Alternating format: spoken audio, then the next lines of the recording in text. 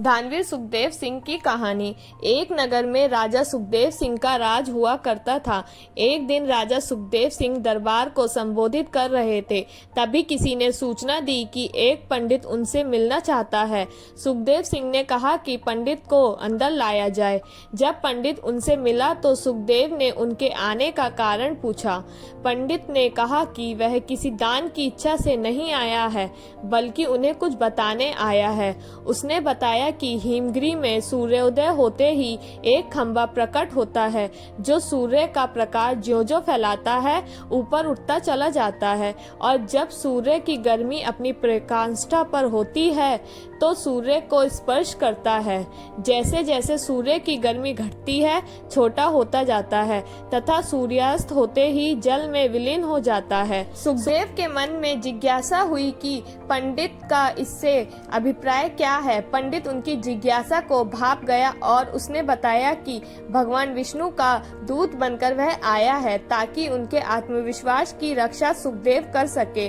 उसने कहा कि सूर्य देवता को घमंड है कि समुद्र देवता को छोड़कर पूरे ब्रह्मांड में कोई भी उनकी गर्मी को सहन नहीं कर सकता। भगवान विष्णु उनकी इस बात से सहमत नहीं है। उनका मानना है कि उनकी अनुकंपा प्राप्त मृत्युलोक का एक राजा सूर्य की गर्मी की परवाह न करके उनके निकट जा सकता है। वह राजा आप हैं। राजा सुखदेव सिंह को अब सारी बात समझ में आ गई।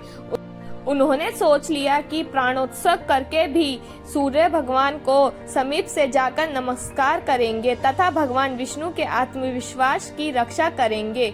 उन्होंने पंडित को समुचित दान दक्षिणा देकर विदा किया तथा अपनी योजना को कार्य रूप देने का उपाय सोचने लगे। उन्हें इस बात की खुशी थी कि देवतागण भी उन्हें योग्य समझते हैं। सुबह होने पर दूसरे दिन वे अपना राज्य छोड़कर चल पड़े।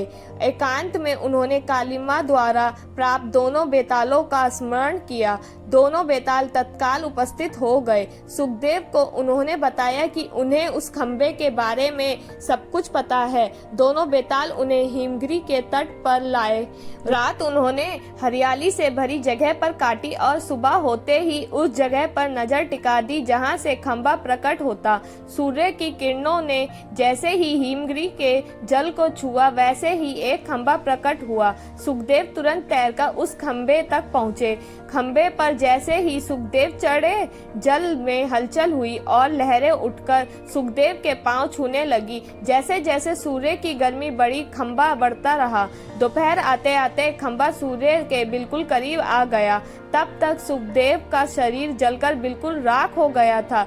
सूर्य भगवान ने जब खंबे पर एक मानव को जला हुआ पाया तो उन्हें समझते देर नहीं लगी कि सुखदेव को छोड़कर कोई दूसरा नहीं होगा। उन्होंने भगवान विष्णु के दावे को बिल्कुल सच पाया। उन्होंने अमृत की बूंदों से सुखदेव को जीवित किया तथा अपने स्वर्ण कुंडल उतारकर उन्हें भेंट कर दिए। उन कुंडलों की विशेषता थी कि कोई भी इच्छाइत वस्तु वे कभी भी प्रदान कर देते। सूर्यदेव ने अपना रथ अस्तांचल की दिशा में बढ़ाया तो खंबा घटने लगा।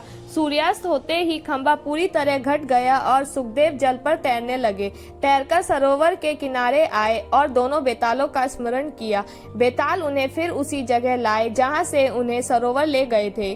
सुखदेव पैदल अपने महल की दिशा में चल पड़े। कुछ ही दूर पर एक पंडित मिला जिसने उनसे वह कुंडल मांग लिए। सुखदेव ने बेझिझक उसे दोनों कुंडल दे दिए। इसलिए सदा ही हमें दान करते रहना चाहिए, क्योंकि दान देना भी एक प्रकार का धर्म होता है।